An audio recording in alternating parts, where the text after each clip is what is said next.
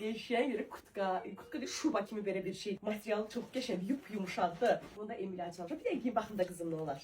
Ayda tam əyni və superdir. Gel bakın.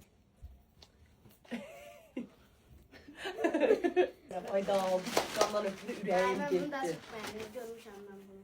Bu kojayla balonkanın qarışığıdır, çox gözəldir. Boynu da belə tüklüdür. Tükləri ən əsası tökülmür və istənmədiyin müddətdə də tükü boynundan çıxarda bilərsən. Bunu da geyim bir dənə baxım aşkım. Burada. Ürəyi gedir də bu əynindəki pijamadan ötürü. O qədər pijamalar almışam sənə. Yəni görün, böyüdü bir ad. Sen onunla da bunu. Ayda necə gözəldir, çox qəşəngdir. Bir anda dayan. Xoşuna gəlmədi. Yakışıklı. Niyə belə eləyirsən? Çok boldu.